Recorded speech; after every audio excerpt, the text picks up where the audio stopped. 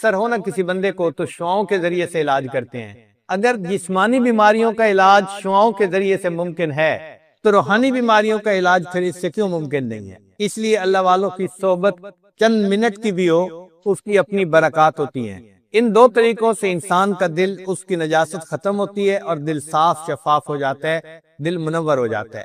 اکثر سالکین کو یہ دیکھا کہ وہ اذکار کرتے تو ہیں مگر کم کرتے ہیں، زیادہ ذکر نہیں کرتے، اور اس کوتاہی کی وجہ سے پھر کئی سال لگے رہتے ہیں مگر مقصود حاصل نہیں ہوتا. مقصود حاصل تو تب ہوگا کہ جب مقدار پوری ہوگی. اب 5 منٹ کا مراقبہ کبھی کیا کبھی نہ کیا، اور جی حضرت تسبیحات تو ہو جاتی ہیں، مراقبہ نہیں ہوتا. بھئی تسبیحات تو وٹامن کی مانند تھیں. جب آدمی بیمار ہوتا ہے نا تو ڈاکٹر اس کو 2 طرح کی دوائی دیتا ہے. ایک اینٹی بائیوٹک دیتا ہے کہ جس سے اس کا بخار اترے، اور دوسرا وٹامن وغیرہ دیتا ہے تاکہ اس بندے کے کمزوری جو ہے وہ ختم ہو جائے، یا درد کی دوائی دیتا ہے تاکہ درد نہ محسوس ہو. اب ایک بندہ درد کی دوائی بھی کھا لے، وٹامن بھی کھا لے اور اینٹی بائیوٹک نہ کھائے، اس کی تو بخار کبھی نہیں اتر سکتا. اسی طرح ہم اگر تسبیحات کر لیں گے، چاہے درود شریف کی ہیں یا استغفار کی ہیں، اور مراقبہ نہیں کریں گے تو دل کی کیفیت نہیں سنورے گی. ان تسبیحات سے یقیناً ثواب ملتا ہے، یہ بڑے عظیم اعمال ہیں درود شریف پڑھنا یا استغفار پڑھنا، لیکن دل کی صفائی کا تعلق ذکر کے ساتھ. سیدنا صدیق اکبر اللہ عنہ نے فرمایا لِكُلِّ شَيْءٍ ثَقَالَةٌ وَثَقَالَةُ الْقُلُوبِ ذِكْرُ اللَّهِ. ہر چیز کے لیے ایک پالش ہوتی ہے، اور دلوں کی پالش اللہ کی یاد ہے. تو جو انسان اللہ کا ذکر کثرت سے کرے گا تب اس کا دل منور ہوگا، دل اس کا صاف ہوگا. تو اس کے لیے ہمیں ذکر کثیر کرنے کی ضرورت ہے، تب جا کے یہ دل کی ظلمت دور ہوگی. ہم نے دیکھا ہے کہ اگر کسی لوہے کے ٹکڑے پر زنگ زیادہ لگا ہوا ہو نا تو پھر اس کے اوپر ریگ مال بھی خوب لگانا پڑتا ہے. ایک آدھ دفعہ ریگ مال پھیرنے سے وہ ٹھیک نہیں ہوتا. انسان کا دل بھی اسی طرح گناہوں کی وجہ سے سیاہ ہو جاتا ہے، زنگ آلود ہوتا ہے. اللہ تعالیٰ ارشاد فرماتے ہیں کلا بل ران علی قلوبہم ما کانوا یکسبون. کیوں نہیں، ان کی بدعمالیوں کی وجہ سے ان کے دلوں پر زنگ لگا دیا گیا. تو گناہوں کی وجہ سے دلوں پہ زنگ لگ جاتا ہے، اور یہ زنگ اگر زیادہ ہو جائے تو اس کے لیے پھر محنت بھی زیادہ کرنی پڑتی ہے، ریگ مال بھی خوب لگانا پڑتا ہے. عورتیں اچھی طرح جانتی ہیں جو برتن زیادہ میلا ہو وہ ایک دفعہ پانی میں دھونے سے صاف نہیں ہوتا، اس کو 2-3 دفعہ دھونا پڑتا ہے، بلکہ اس کو مانجنا پڑتا ہے اچھی طرح، تب جا کے برتن صاف ہوتا ہے. اسی طرح دل کے برتن کو بھی اگر ہم صاف کرنا چاہتے ہیں تو ہمیں محنت کرنی پڑے گی. دل ہم داغ داغ شو پمبا کجا کجا نے ہم، یہ دل تو سارا داغ ہی داغ بن گیا، اس پر مرہم کہاں ہم رکھیں. ویسے انسان سوچتا ہے کہ جی میرا دل تو بالکل ٹھیک ہے، لیکن جب اس کو صاف کرنے لگتا ہے نا سمجھ تب لگتی ہے کہ یہ کتنا مشکل کام ہے. مصحفی ہم تو سمجھتے کہ ہوگا کوئی زخم، مصحفی ہم تو سمجھتے تھے کہ ہوگا کوئی زخم، تیرے دل میں تو بہت کام رفو کا نکلا. یہ تو جب کریں گے تب پتہ چلے گا کہ دل میں کتنے داغ لگے ہیں اور کتنی جگہوں پہ زخم لگے ہیں. اب ان کو سینے کی اور صاف کرنے کی ضرورت ہے. تو ذکر کی کثرت نہ ہونا ہماری رکاوٹ بنیادی ہوتی ہے.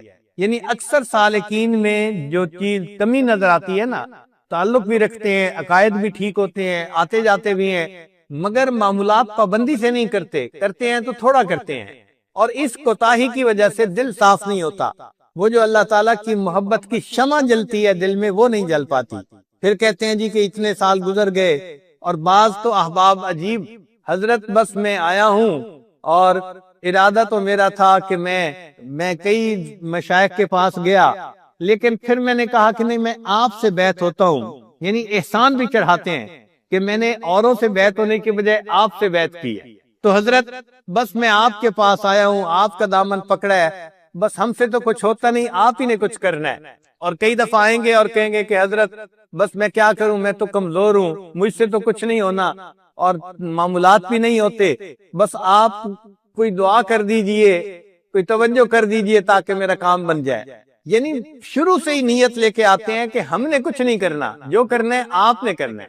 اور بعض اوقات آ کے کہتے ہیں حضرت وہ بیوی بھی نہیں مانتی، اس کے لیے بھی کوئی تعویذ دے دیں تاکہ وہ فرما بردار ہو جائے، اور ذکر اذکار کے لیے فرصت نہیں ملتی، بس آپ ہی نے کچھ کرنا ہے، حضرت کچھ توجہ کر دیجئے.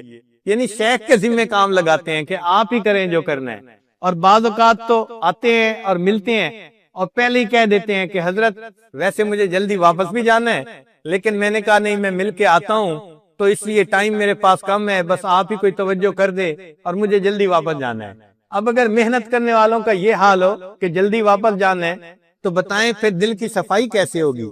اصل وجہ یہ ہے کہ ہم اس کی بیماریوں کو صحیح بیماری ہی نہیں سمجھتے، اس کے گھمبیر پن کا بھی ہمیں اندازہ نہیں ہوتا کہ یہ کتنی بری بیماری ہے، مہلک بیماری ہے، اور ہمیں اس سے نجات پا کے رہنا ہے۔ تو ذکر کی کثرت کریں گے تو دل منور ہوگا اور اللہ تعالیٰ دل کو نرم کر دیں گے۔ ذکر کے اندر یہ خوبی ہے کہ یہ انسان کے دل سے دنیا کی محبت کو نکال دیتا ہے۔ جتنا ذکر زیادہ کریں گے اتنا ذات کی محبت زیادہ آئے گی۔ یہ اصول یاد رکھیں کہ ذکر سے ذات کی محبت پیدا ہوتی ہے۔ آپ کسی چیز کا زیادہ ذکر شروع کر دیں، آپ کے دل میں اس کی محبت آنی شروع ہو جائے گی۔ ابھی آپ بیٹھے ہیں، آپ کے سامنے آئس کریم کا تذکرہ شروع کر دے، ونیلا فلیور ایسی ہوتی ہے، فلاں ایسی، تو تھوڑی دیر کے بعد بہت سارے نوجوانوں کا دل چاہے گا کہ ہم یہ فلیور کی آئس کریم کھا ہی لیتے۔ تو تذکرے سے محبت آتی ہے، یہ شریعت کا حسن ہے۔ اس لیے شریعت نے کہا کہ کوئی عورت اپنے میاں کے سامنے کسی غیر عورت کا تذکرہ مت کرے۔ کیوں؟ کہ تذکرہ کرنے سے دل کے اندر تعلق جڑ جاتا ہے۔ یہ حسن ہے شریعت کا۔ تو ہم اللہ تعالیٰ کا ذکر کثرت کے ساتھ کریں گے، اس کا نتیجہ یہ ہوگا کہ ہمارے دلوں میں اللہ تعالیٰ کی محبت آئے گی اور دل ہمارا اللہ تعالیٰ کی محبت سے بھر جائے گا۔ چنانچہ حضرت اختر تھانوی رحمۃ اللہ علیہ نے ایک عجیب تمثیل لکھی ہے۔ ملکہ بلقیس کے بارے میں قرآن پاک میں آیت ہے کہ اس نے اپنے امراء سے جب مشورہ کیا تھا کہ بھئی سلیمان علیہ السلام کا خط آیا ہے تو اب اس کے جواب میں کیا کروں، تو سب نے کہا تھا کہ جو آپ قدم اٹھائیں گی ہم آپ کے ساتھ ہوں گے۔ وہ سمجھدار تھی، اس نے کہا ان الملوک اذا دخلوا قریۃ، کہ جب بادشاہ کسی قریہ میں بستی میں داخل ہوتے ہیں، افسدوها، وہ اس میں فساد مچا دیتے ہیں، وجعلوا اعزۃ اہلھا اذلہ، اور دنیا اور جو لوگ اس کے اندر معزز ہوتے ہیں ان کو ذلیل کر کے نکال دیتے ہیں۔ یہ تو ظاہری معنی ہیں اس آیت کے۔ تو حضرت تھانوی رحمۃ اللہ فرماتے ہیں کہ یہ ایک عجیب تمثیل ہے۔ اگر ہم بستی سے مراد دل کی بستی لے لیں اور مالک الملک کا نام لے لیں ملوک سے مراد، تو ترجمہ پھر یوں بنے گا ان الملوک اذا دخلوا قریۃ، جب اللہ تعالیٰ کا نام اس دل کی بستی میں داخل ہوتا ہے، افسدوها، وہ انقلاب مچا دیتا ہے، وجعلوا اعزۃ اہلھا اذلہ، اور دنیا جو دل میں معزز ہوتی ہے اس کو ذلیل کر کے دل سے نکال دیا کرتا ہے۔ تو اللہ تعالیٰ کا نام انسان کے دل سے دنیا کی محبت کو مٹا دیتا ہے اور اللہ تعالیٰ کی محبت سے دل کو بھر دیتا ہے۔ اور اگر آپ غور کریں تو ہماری زندگی کا مقصد بھی اللہ ہی کی یاد ہے۔ اللہ نے پیدا جو کیا عبادت کے لیے، تو عبادت کا اصل مقصد اللہ کی یاد ہے، تو اصل مقصود اللہ کی یاد ہے، اسی سے یہ دنیا قائم ہے۔ اور دنیا کی ہر چیز اللہ کا ذکر کرتی ہے، جو بھی زندہ چیز ہے وہ ذکر کرتی ہے۔ اللہ تعالیٰ قرآن مجید میں ارشاد فرماتے ہیں وَإِن مِّن شَيْءٍ إِلَّا يُسَبِّحُ بِحَمْدِهِ، جو کوئی بھی چیز ہے وہ اللہ کی تسبیح بیان کرتی ہے، وَلَٰكِن لَّا تَفْقَهُونَ تَسْبِيحَهُمْ، تم اس کی تسبیح کو سمجھ نہیں سکتے، تو ہم نہیں سمجھ سکتے، لیکن ہر چیز اللہ کی تسبیح بیان کر رہی ہوتی ہے۔ ہمیں ایک مرتبہ اس کا تجربہ بھی ہوا، امریکہ میں ایک ایسی ریاست میں جانے کا موقع ملا جہاں کوئی 15-20 پاکستانی ڈاکٹر ایک ہی جگہ رہتے تھے۔ تو ایک ہفتہ ان کے یہاں قیام تھا۔ ان میں سے ایک صاحب جو تھے وہ دل کے اسپیشلسٹ تھے، قدرتاً انہی کے یہاں قیام تھا۔ وہ مجھے کہنے لگے کہ حضرت آپ نے ہماری روحانی بیماریوں کا علاج تو ہمیں بتا دیا، اب میں آپ کو صبح ہاسپٹل لے جاؤں گا اور آپ کے دل کو میں چیک کروں گا۔ ہم نے کہا جی ٹھیک ہے۔ چنانچہ وقت تھا، ہم اس کے ساتھ ہاسپٹل چلے گئے۔ انہوں نے ہمیں جا کے وہاں ایک کمرے میں مشین کے آگے لٹا لیا اور دل کو چیک کرنا شروع کیا۔ ایکو کارڈیوگرام اس کو کہتے ہیں۔ وہ دل کی تصویر آ جاتی ہے اور دل کی رگوں میں کیسے خون جا رہا ہے اور آ رہا ہے، اس کی پوری تفصیل اس کے اندر ہوتی ہے۔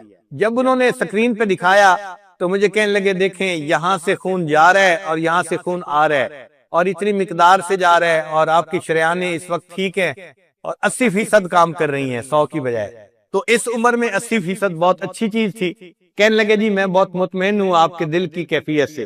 پھر اس کے بعد کہنے لگے کہ حضرت میں آپ کو آپ کے دل کی آواز